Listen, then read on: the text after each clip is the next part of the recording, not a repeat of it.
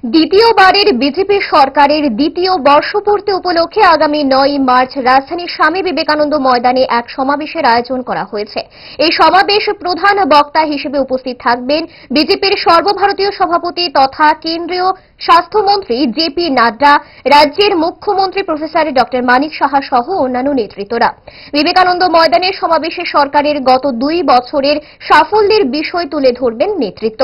সেই সঙ্গে সরকারের বিভিন্ন উন্নয়নমূলক প্রকল্প এবং ভবিষ্যৎ পরিকল্পনা তুলে ধরা হবে। ইতিমধ্যে সমাবেশকে কেন্দ্র করে সারা রাজ্যে ভারতীয় জনতা পার্টির বিভিন্ন স্তরের সংগঠন ব্যাপক প্রচার প্রসার চালিয়ে যাচ্ছে। এই সমাবেশকে সফল করার লক্ষ্যেই বৃহস্পতিবার বিশ্রামগঞ্জ বাজারে বিজেপির প্রচার এবং মিছিল সংঘটিত হয়। এদিনের এই কর্মসূচি নেতৃত্ব দেন এমডিসি সঞ্জীব রিয়াং সহ অন্যান্যরা। 8ই মার্চ আমাদের দ্বিতীয় টার্মের দ্বিতীয় বছর পূর্তি উপলক্ষে আগামী রবিবার দিন 9 তারিখে আস্থা বলে আমাদের রাষ্ট্রীয় সভাপতি জেপি নাড্ডাজি আসছেন। সেই উপলক্ষে আমাদের আজকে বিশ্রামগঞ্জ লোকেশনে আমরা প্রচারে বেরিয়েছি। এই বিশ্রামগঞ্জে আমরা একটা মিছিল সংগঠিত করছি।